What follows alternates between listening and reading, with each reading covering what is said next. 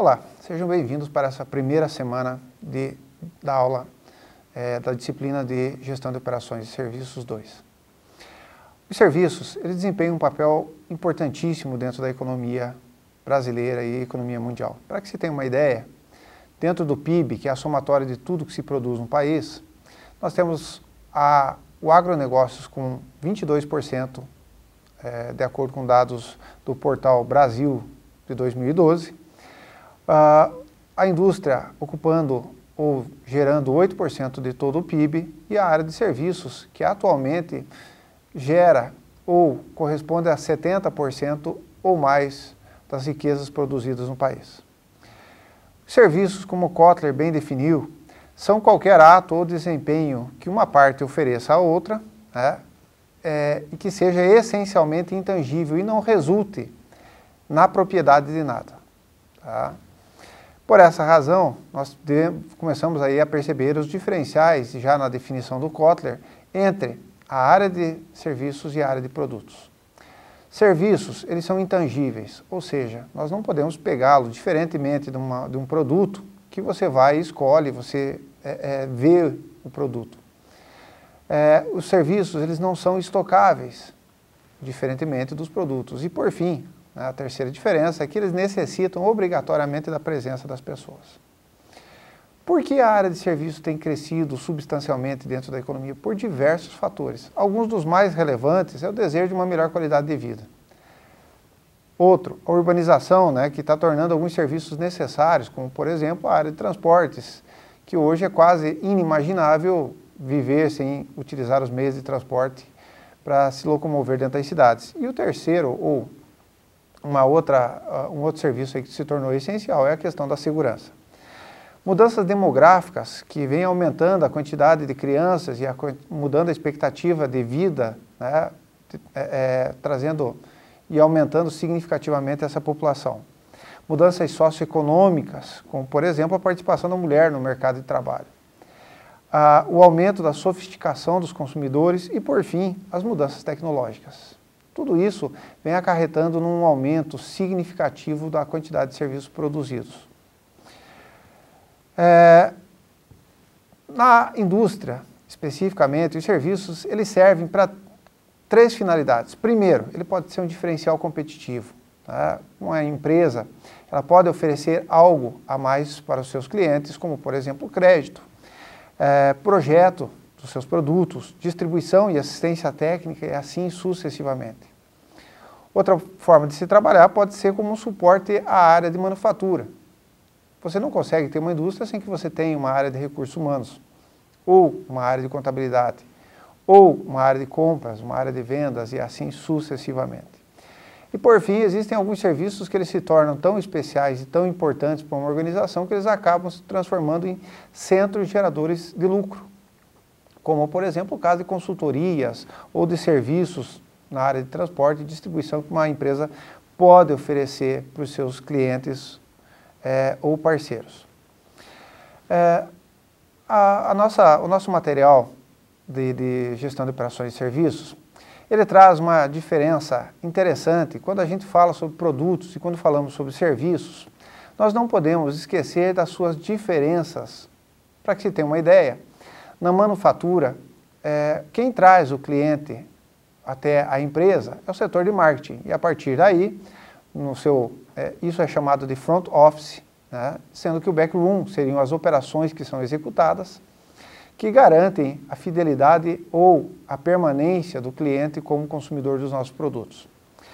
Por sua vez, a área de serviços ela já trabalha um pouco diferente. Muitas vezes o cliente vem até o serviço, mas também o serviço vai até o cliente.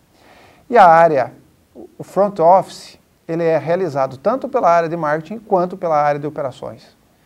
Por sua vez, o backroom, que são as operações que geram essa fidelização do cliente, são executadas internamente.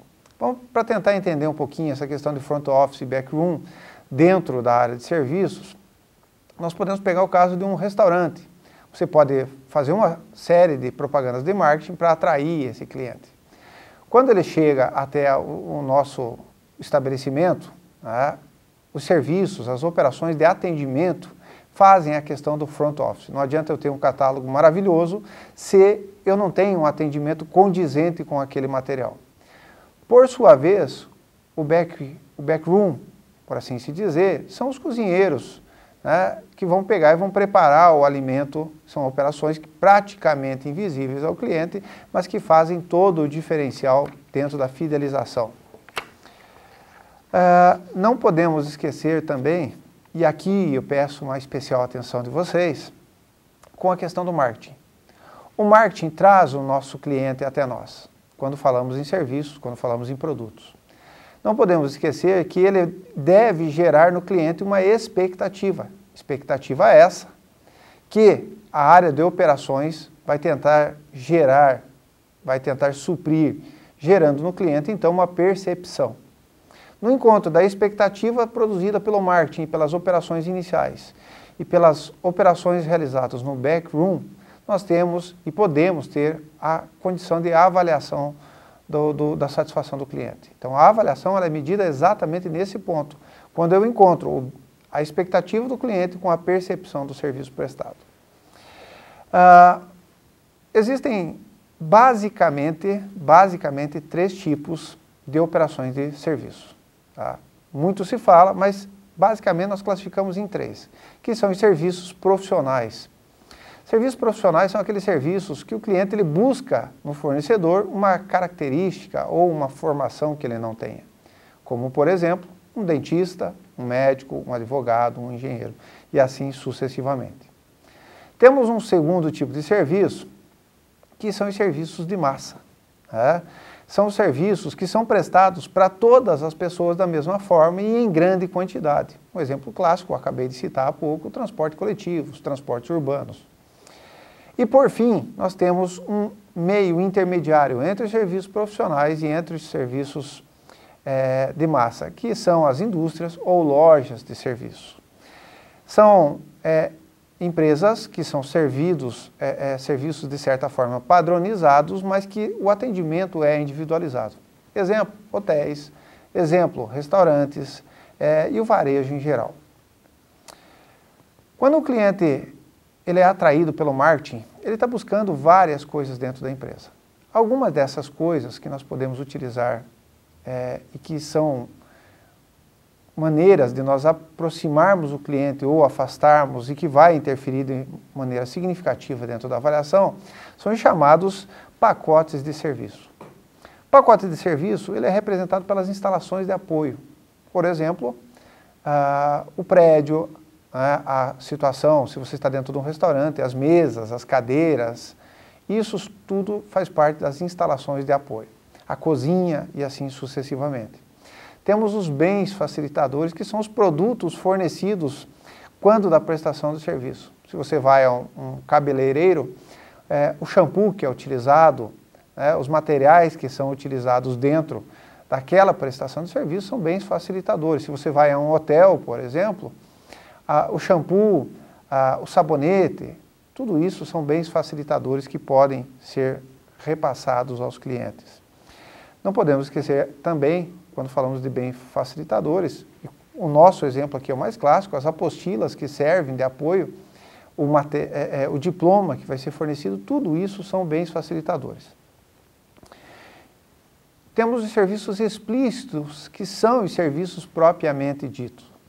Então, o que o cliente efetivamente contratou da empresa. Por isso, devemos dar uma atenção grande a essa área. E o último item, chama bastante atenção, são os serviços implícitos. Ou seja, são aquelas satisfações psicológicas que o cliente vai ter quando ele vai até a nossa empresa ou quando ele adquire um produto da nossa empresa. Existem algumas marcas de carro que são sinônimos de status, existem algumas faculdades em nível de mundo que são sinal de status, mesmo o conhecimento sendo padronizado. No entanto, são chamadas instituições de status. Quando fazemos ou idealizamos um pacote de serviços, nós não podemos nos descuidar de forma alguma de nenhuma desses itens. Eu tenho um amigo que inclusive comenta, e eu acho interessante a gente falar, Por exemplo, quando você vai a um restaurante, ele sempre cita que ninguém come um prato bom, uma comida de excelência, um prato refinado, com talheres sujos. Ou seja, eu tenho que ter um bom serviço, eu tenho que ter um bom backroom, eu tenho que ter um bom front office e, ao mesmo tempo, estar atento a essas 4 quesitos aí. O cliente, ele vai nos avaliar, ele vai avaliar a empresa por alguns fatores que podem ser desenvolvidos e observáveis durante o nosso trabalho. Por exemplo, os aspectos tangíveis. Acabei de citar a questão do prato sujo, a questão do produto que está representando a nossa empresa e que, ao mesmo tempo, não oferece boa condição. A empatia, o atendimento cortês, a pessoa ter essa capacidade de se colocar no lugar do cliente e entender a sua necessidade. A garantia do serviço prestado, e não basta apenas prometer, tem que cumprir realmente. Presteza. Né? Quando o cliente ele vai até o seu estabelecimento, ou quando ele vai até aquela repartição pública, ele espera ser bem atendido e espera que o nosso funcionário ou a pessoa que está executando aquela atividade, ela busque atender com a melhor condição, com a melhor qualidade e com as melhores intenções possíveis. Consistência, ou seja, fazer um serviço várias vezes da mesma forma. Isso é importantíssimo. Isso pode ser obtido através de manuais e de padronização das atividades. E, por fim, a confiança e a confiabilidade.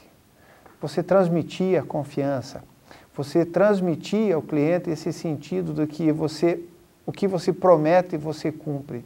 Isso é fundamental. Por isso, caros, mãos à obra e até a próxima aula.